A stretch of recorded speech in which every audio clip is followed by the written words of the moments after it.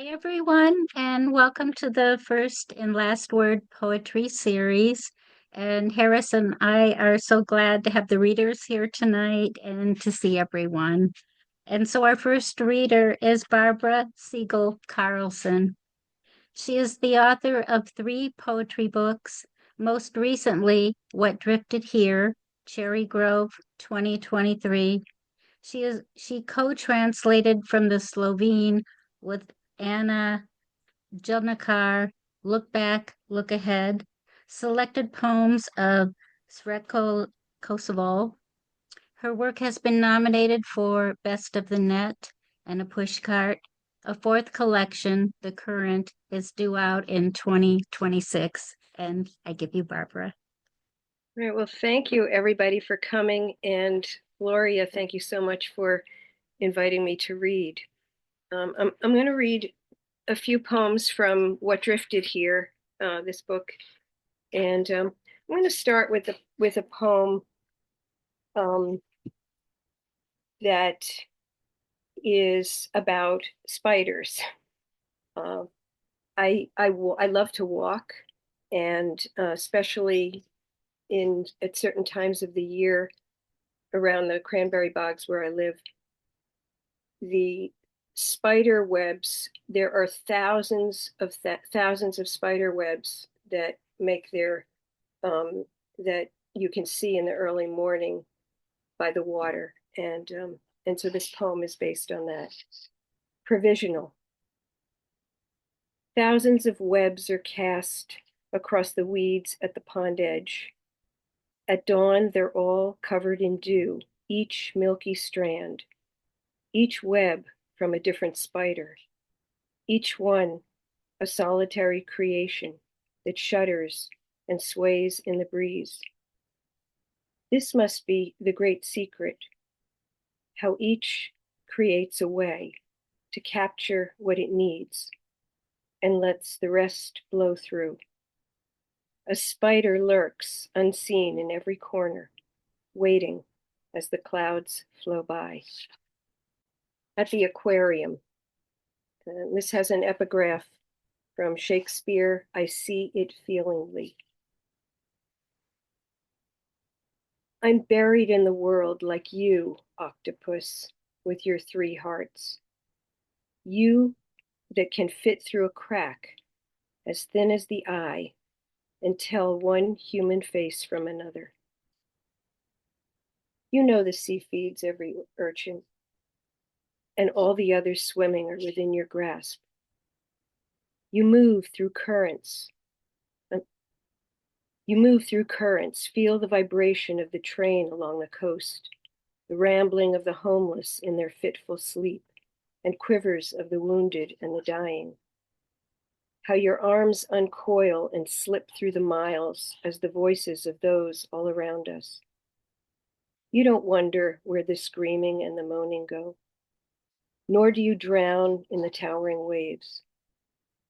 Who knows what the eyes in your heart see, the mouths in your arms taste? Whose soul reaches past the tip of each tendril for its reckoning, as much as it beckons, though no one responds. This is called Paul's Realization, and it's a monologue in the voice of Paul, who is a character in the short story Paul's Case by Willa Cather. And Paul unfortunately takes his own life. He wanted to be an actor, and he was a really misunderstood in his life. And this story influenced F. Scott Fitzgerald to in his depiction of characters in The Great Gatsby. It has an epigraph from the story. As he fell, the folly of his haste occurred to him with merciless clearness, the vastness of what he had left undone. The images were all I ever wanted, to be lost inside the blueness of a painting, whose setting reflects everything we cannot say. Or the symphony as it floats up through the elevator shaft, the wild strains of music releasing me to other worlds. I could have kept going, past my father's parlor and the neighbors' judging eyes, to breathe in the quiet of the violets lost in snow, to be touched by the secret light of the dusky leaves just before they darken. I could have composed the rush that comes when the curtain opens and a story unfolds. I could have loved the moments when I leaned against the window, watching the white grains vanish into glass. But I believed the pleading eyes of the toothless old woman holding her red flower out to me. I couldn't see the brutal streets that led her there, or the dream that has no roots. And I wondered what it is that hungers for our lost and famished souls to blossom in another way. And I'm going to read one from a couple from my new manuscript, or my forthcoming book called The Current. This is his sign asks for water, and it's based on a homeless man that I sort of became friendly with, who sat near the train station, and so here's the poem. Akan is the language from Ghana. His sign asks for water. He can't see where everyone goes each day, and he doesn't care where they sleep, but where they dream when they return to their night place, past this place on the pavement, where he sits against the wall and reads. He doesn't need much. Like his pants, he sews again and again, and the thin pages of his Bible, but the Psalms don't wither. Here he sings in Akan. Here too he sleeps. When he dreams, the clouds open to water, a mirror of the purest light, where the shadows disappear. When the rain comes, he soaks it in. His skin and soul, looking for God, glow like God, who saw the man he once saw, with a ring of fire around his neck, consumed by the shrieks into voices of weaver birds. After the gang surrounded the man, Joseph could not breathe as the man grew unseen. For how long Joseph did not speak, till that radiance, still that radiance has not dissolved, but lightened his bones. And some days he just disappears, leaving the pavement washed. It's called The Rock of David, and it is based on Michelangelo's David at the Accademia, and specifically the rock that David was holding. He appears translucent, looming over us, as the eyes look off, almost in two directions. The hands different sizes, while the smaller one holds a rock whose inside we can't see, made of the same piece of marble he is made of, all the roughness smoothed in synchrony. But what has been discarded? Another sculptor threw away the hunk of marble that Michelangelo found to make this David.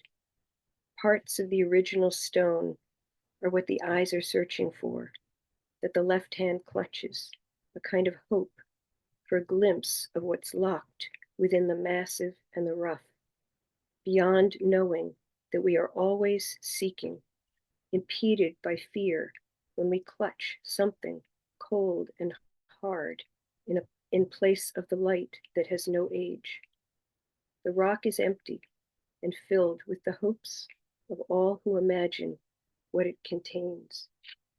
And this is another one of from one of my walks. I just look for things or find things, and this was something that I saw that I couldn't figure out what it was, whether it was come from a plant or an animal. So it's called a softly woven thing. It looked like a feathery clump or thatch of a paw, this tuft caught on a dried yellow weed tip. Bending down to the sandy ground, I touched the strands that slightly fluttered. Maybe this came from a plant, with the rest blown away. One part was free, and one torn, perhaps grieving for the rest, scattered across the earth and beyond, held together as we are by forces of unknown measure. And I'll read one more poem. This is pretty new, and I started it in the fall, and it's called Onions. All I have this afternoon is my little notebook of mostly blank pages, pressed from the pulp of trees. To say in a few words, I'm here, in these lines of ink that come from the oils of ancient bodies. On the table beside me, in the globe, is the headline recalling last year's massacre at a music festival that triggered another war in the Middle East, another punch in the gut. It's raining and I turn away to fold my shirts, tuck my socks together. Mahlers on the shortwave, the drummer's tap barely audible, the strings like water. First a waltz, then the horn carries a klezmer tune, as if from a wedding, before the drumming becomes an ominous march, cresting to what sounds like crackle and boom, while I sip my mint and sage tea that shimmers like the dreams of people lost in a cave or stricken in the desert after a burning wind, their homes cinders, their mouths tasting of soot. Yesterday, we pulled the last of the onions. They look like eyeballs, naked and translucent in their brown bowl. You can't tell one from another. I bit into one, imagining an apple, but the pungency fumed up my nostrils and spread down my throat.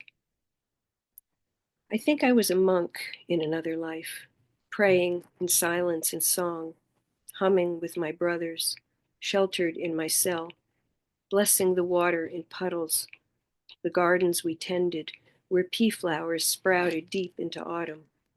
We gathered in prayer and at meals, slept like the dead, and blessed each leaf in our books.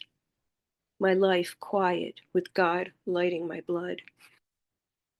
I think of Essenen, poet Essenen, who at the end used his own blood to write poems, and the mason who watched his dear friend Jesus on the crucifix, but could say or do nothing to save him. Last week, during a walk in the woods, a deer leapt out, looked long at me, staring into my eyes, the eyes of an alien, murderer, suicide, washerwoman, slave, whose soul has been spun like the rest from the eons, but it holds to my center like a maypole, each lifetime a different colored ribbon winding and unwinding around it. My human scent foreign to the deer, but to me intimate with inexplicable distances and crossings. Who is the Dalai Lama with his 13 incarnations? Or the cashier at Cumberland Farms with her thousands of lifetimes? Or the girl with a hair lip photographed on the envelope I throw away with a twinge of guilt and shame because I don't donate to that charity and I can't heal her any more than I can heal my friend's son who lies in a coma as though in a ship lost to earth. I've known a man whose love felt pure, and I wonder if such love can reach across the universe, turning like the tiny cylinder in a music box as it unwinds, till you can hear the heartbeat of the stars in the rain of bombed out rooms, that washes the blood and dust from our mouths. Spinoza called the cosmos a single substance, each of us marked in the book of life with every act, word, and thought. When we dance even once in the arms of another, as the bow is sliding across the strings and the notes harmonize to the rustle of water, we somehow melt the frozen fields on Ganymede and taste something holy in the onion. Thank you. Thank you, Barbara. That was a nice series of poems. I was listening very intently, and I really enjoyed the imagery in many of your poems. So let's have another round of warm applause for Barbara Siegel Carlson.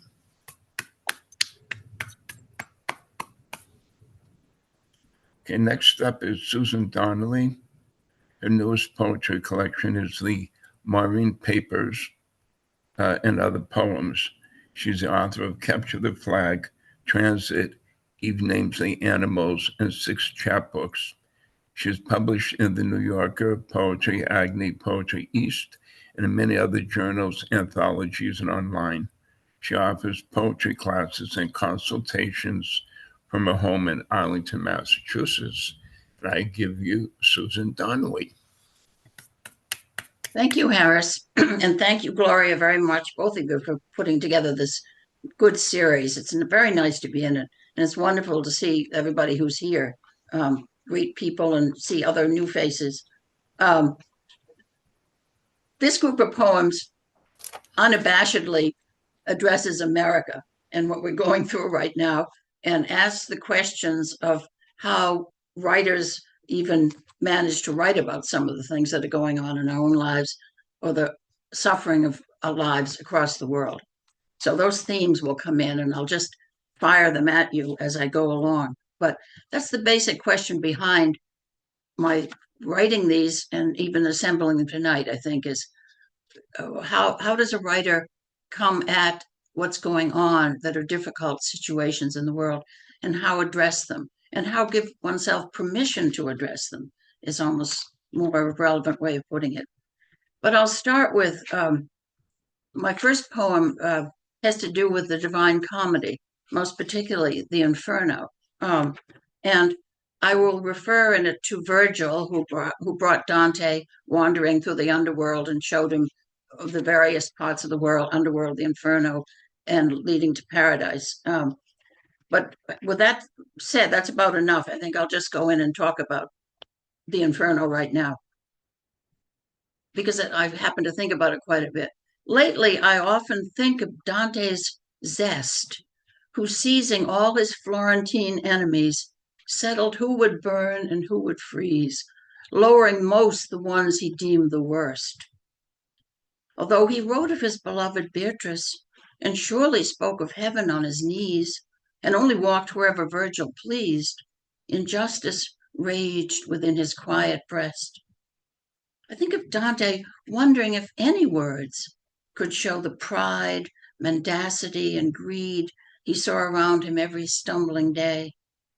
And let his punishments be what they may, it might sometimes have seemed to him absurd to write at all, what few would ever read.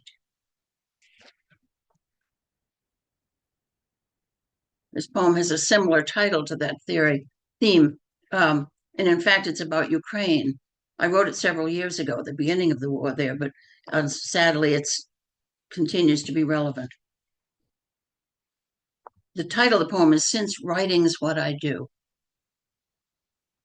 Since writing's what I do, I'm trying against conscience to write about those people in Ukraine, scrambled from home with just a bag or two. What did they pack?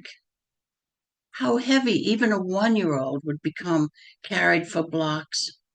My back aching so after a night on one of those thin mattresses. The noisy, silly, frightened kids. I know I'd snap at them because I couldn't help it. Then watch the younger frown to himself, hands twitching in his obedient lap. The pangs I'd feel. You see, I've nothing but my fortunate self to speak. Yet, God forgive me, I keep trying to write.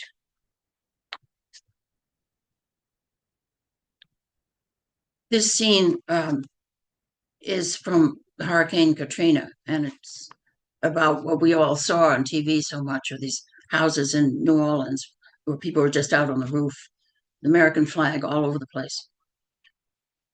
The roofs, they are painted with SOS. Please help us. No food, no water. Their shingles glint in the sun. Some have the stars and stripes tied to chimneys or laid out flat like a beach towel. People stand by the flags, waving their arms. Many roofs have gaping holes where families have hacked their way from attics with water up to their waists. Now each family waits, hunched together, holding shirts over the old people. These roofs cover houses that had to disappear before anyone saw them. When the water goes, we can forget them again. This poem is another kind of American story, too. It's written to my friend David, whose mother came here from Ireland in about 1930. And it's talking to David as a child. And the war that is referred to here as World War II. And the little Finnish soldier who was referred to as from the Finnish-Russian War at the beginning of World War II.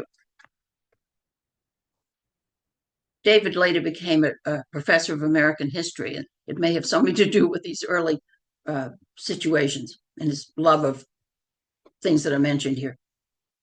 What your mother gave you. A little Finnish soldier on skis. A child's garden of verses. And your Popeye plate. I am so strong because I eats my spinach. Also, at Christmas, the scrapbook you asked for to cut out and paste in the war. Most important, the sudden new view of America that changed everything as crossing Grand Avenue to your sassy, it's a free country. She stops, frowns, then grabs your hand past the traffic. Don't let anyone tell you that. There's nothing free about this country. Nothing free? Yet she has pulled you safe to puzzle and think, which is what you do from Grand Avenue all the way home to the day's newspaper that awaits you with your scrapbook, scissors and paste, to a Popeye plate in Counterpane Hills where a small Finnish soldier is skiing. I think days like today make one reflect on various forms of heroism.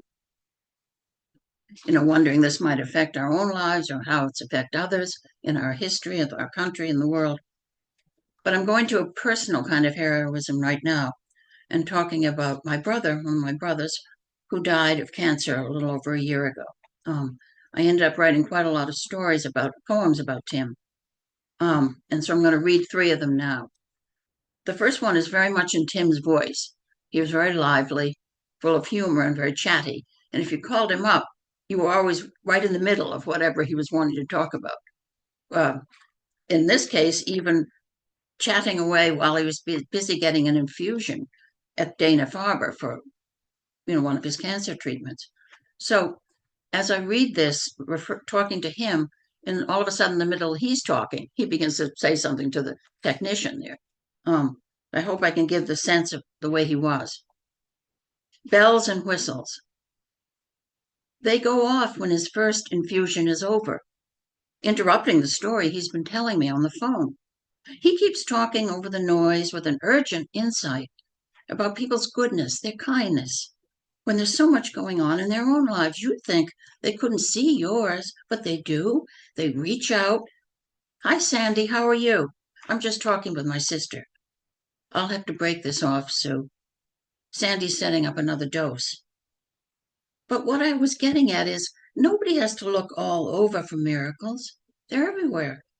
I've learned that. Anyway, gotta go. I'll call you when I'm driving home. Don't worry. It's a speakerphone. A year or so later, I'm visiting him in a hospital in Boston. And I'm addressing him as the you in this poem. The view from the 10th floor is undoubtedly wonderful, and I don't want to see it on my visit to the cardiovascular unit, where you tell me the doctors explained, we cut out just a small piece of your heart. And I say, that sounds like a country western. So we sing it and laugh. We're leaving. I pass those windows again I don't want to look out of, that I know your bed faces away from, despite the fine panoramas that undoubtedly provide of our city, our lives, the avenues, colleges, steeples, three-deckers, stadiums, and eastward a corner of ocean.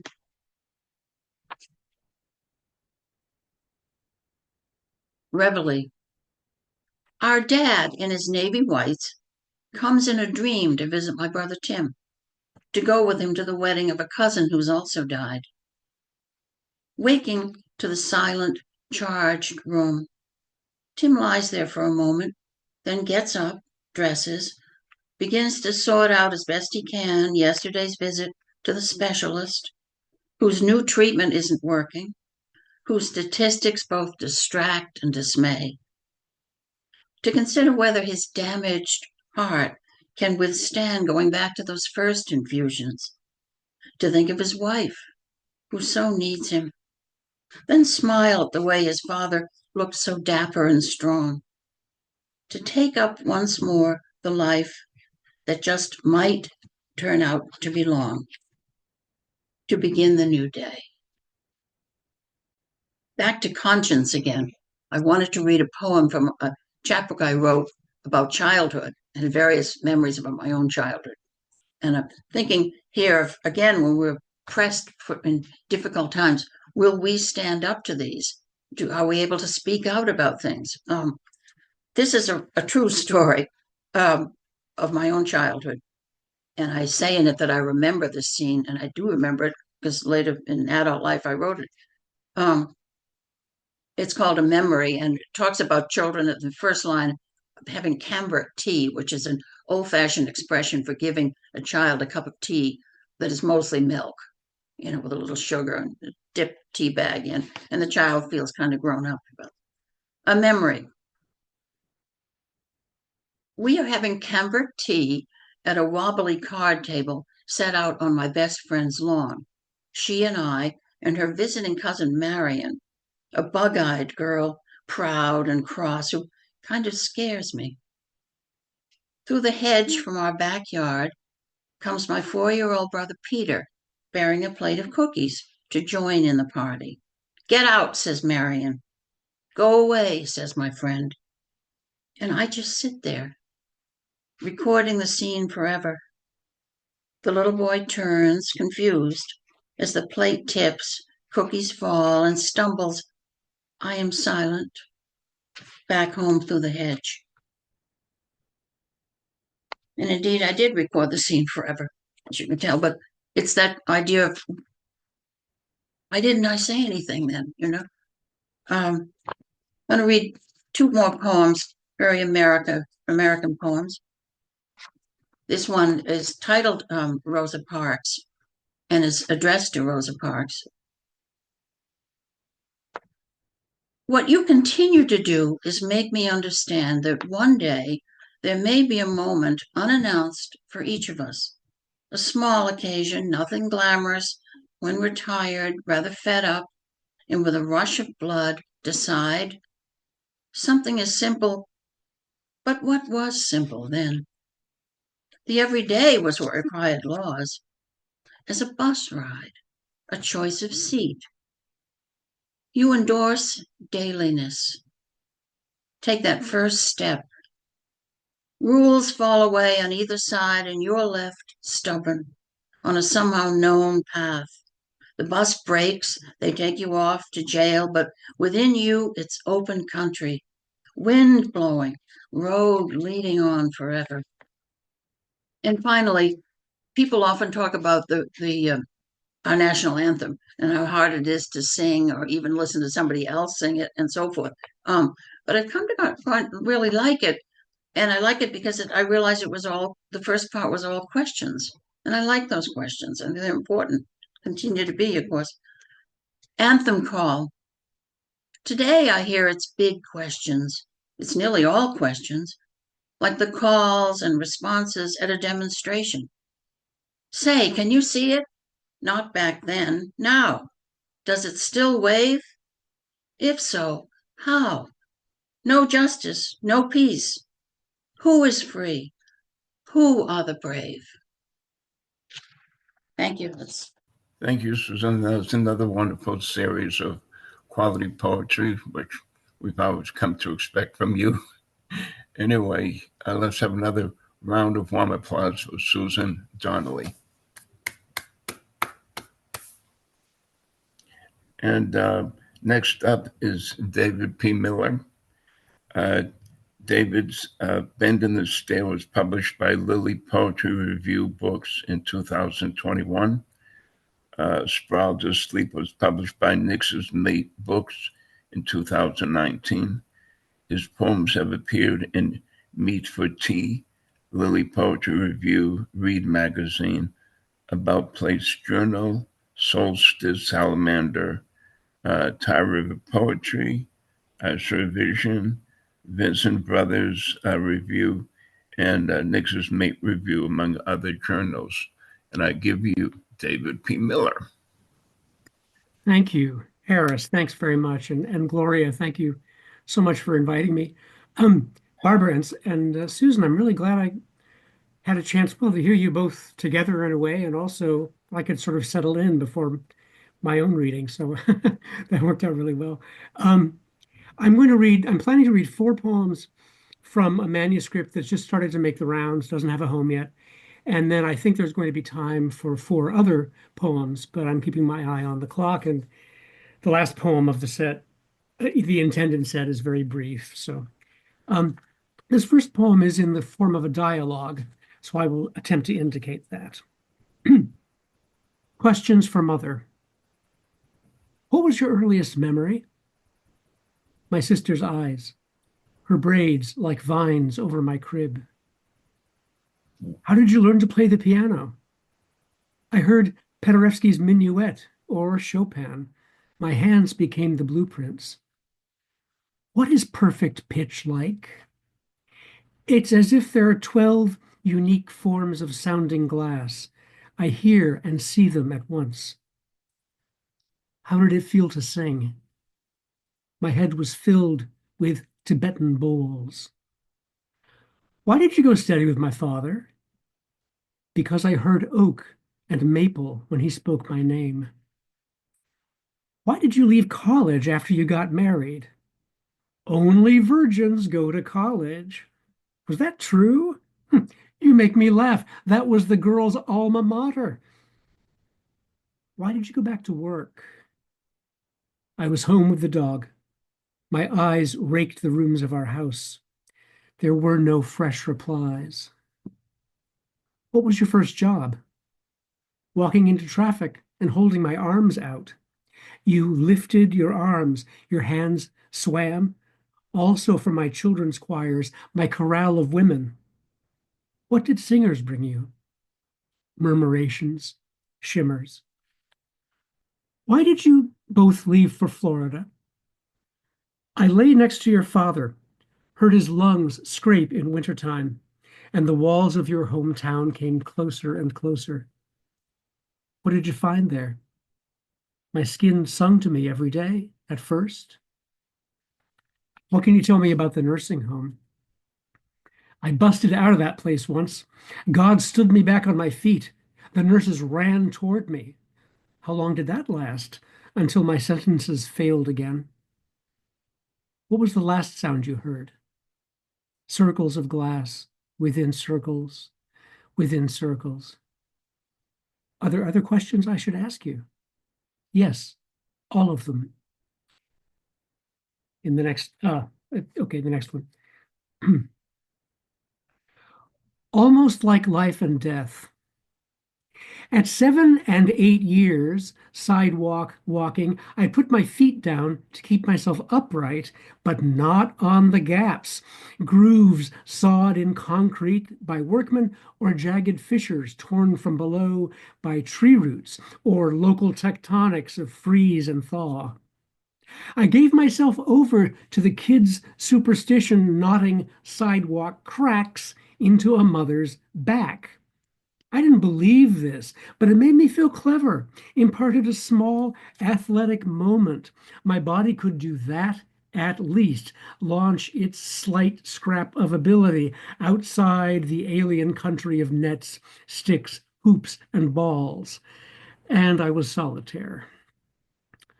Only now, decades after my parents are free from the imminent danger of having their children shatter their spines, only now do I realize nobody shouted, "Step on a crack, break your father's back." Just as if nothing could crush our father's vertebrae, although their noses were every workday bleeding from intimacy with grindstones. And was that chant a warning? Or were we commanded?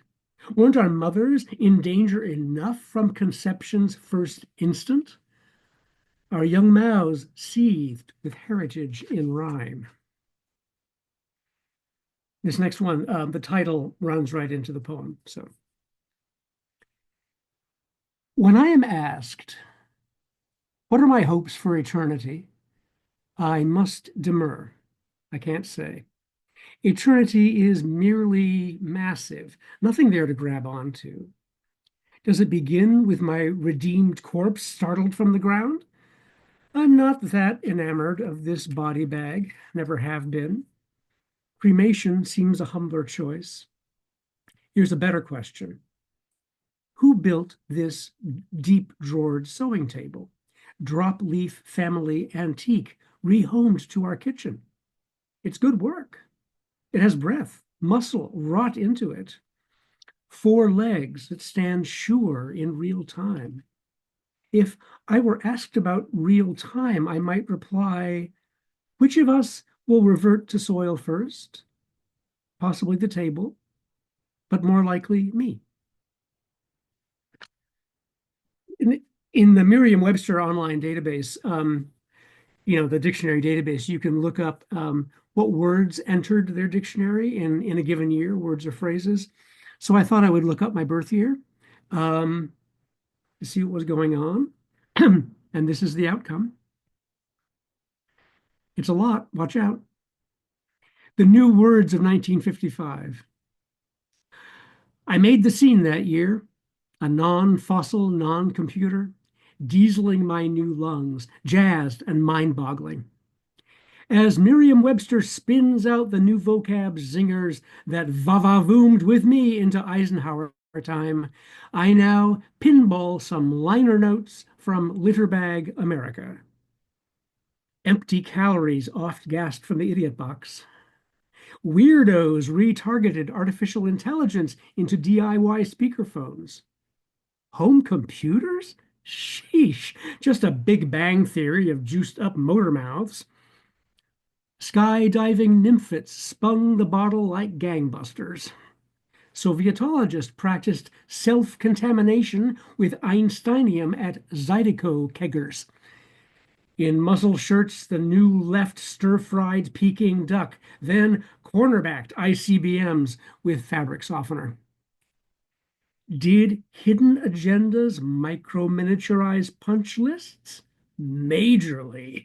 Ultra-physical megatonnage put a suicide squeeze on information science. Exurbanites with split ends scarfed soft-serve paninis on military time. Although aerospace dune-buggied its data files to agribusiness, microwave ovens were counterintuitive to me. My parents' survivable electrojet flatmate, post-impact mudbug in a yin-yang booster seat, their non-automated, unignorable stress test. And you, Merriam-Webster, time reversal cosmonaut, thanks for the wetsuit box cutters, non-leaded veggies, the free agent red pandas of platform tennis. So those are 4 from the existing manuscript, and here's 4 others.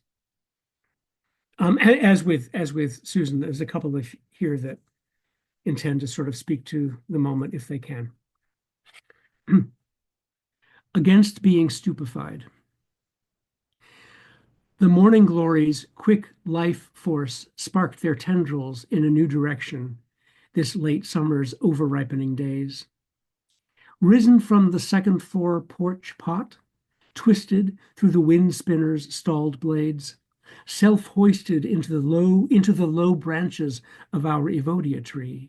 Now, the evodia is ornamented 2 ways at once: twined purple blossoms, clusters of maroon fruit. A small red-headed girl, 3 years, adventures around the block with her mother, one hand holding a stuffed white rabbit shopping bag across her other wrist. New ones to me, these 2, this 2nd of September. At the corner, daughter hesitates. Mother points their next way. My story for them, it's their first new neighborhood walk-around, the girl learning to propel herself on the sidewalk.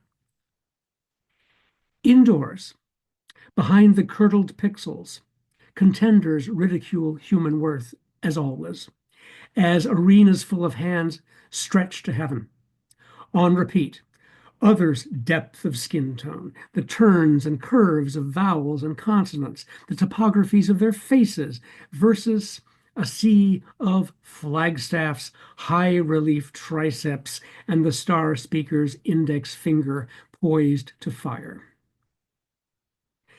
Next corner up street, the morning's black cat paces to the no parking sign, pauses to lie on the pavement, gets up, and paces as the expected man arrives to unlock and raise the grate of the turquoise bodega with sea green steps. A lone end-season cottonwood seed floats past a mourning dove on a wire. The grate gaps just enough for the cat, bounding straight upstairs to Las Villas Market beneath the metal's corrugated rattle. And I'm just going to have a look at time. Okay, I think we're good. Just a moment.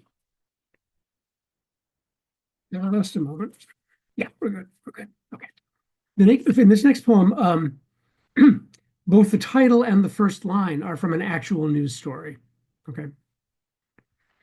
Cow crashes through roof, kills sleeping man. I didn't bring my son up to be killed by a falling cow, his grieving mother tells the press. No one brings children into the world to be crushed by plummeting bovines. Neither does anyone cultivate livestock on purpose to drop them on civilians unconscious in their beds. But perhaps we need to be reassured on this point. Brown-eyed Elsie as agent of the state? Clarabelle weaponized? It strains credulity. As the poem unfurls, all it knows of this depends on screens, mirrored in screens, arrays of flickered pixel dust.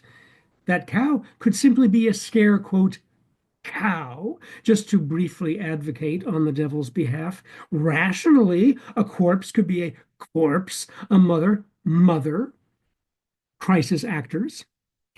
3,000 pounds of staged animal. Now, the poem is skeptical. It also wonders about its reader, whatever that claims to be. Reader, more likely a simulacrum of alleged empathy for proposed mother, man, cow, coffin. Others say so. The poem now thinks it hears sounds of hooves overhead, iron tearing, screams, sudden moonlight pools the floor. But the poem scrolls past all that. There's no verifiable proof. 2 more. A center, I thought. The old pull chain breaks from the overhead hallway light. In danger on the ladder's top step, we replace the fixture, wait for the new chain to snap. One patch of iced snow remains frozen after the general melt. There may not be a nearby fence to grab when footing fails. Slippery soaped dinner plate escapes my grip. One of two matching tumblers shatters in the sink. This is like saying the other will also break. Ordinary entropy, happenings without intention or moral quality. Rain drops through a tiny fissure, the house's subsequent collapse. Trash fire on the subway track. The force that withdraws green from the leaves. An August sidewalk edged with crisped, curled leaves. I've read about someone who hates metaphor, therefore poetry. No, lies. One thing is not another thing. Snow is not a blanket. Dawn has no fingers, rosy or otherwise. I invite that person to consider the present existence of a man who is chaos, not a man whose every touch spawns effects like chaos, whose mouthings resemble chaos, although similes might pacify those enraged by metaphor. But in fact, perhaps it's no figure of speech to declare. This man is himself the body of entropy, elected to preside over my only home country. Matter at the lip of a black hole. Maggots breeding in a leftover bucket of food scraps. One tire lacerated by a finishing nail, somehow dropped on the highway. And finally, very brief, motif. When the full moon rests its searchlight near the horizon, I remind myself we've mostly managed to leave it alone. Thank you very much for listening. Thank you, David. That was wonderful. And I love your new poems from your new manuscript. Tonight, all the readers, you definitely floored me. Oh my God, all the work, just amazing. So thank you so much. And can we give them another round of applause, please?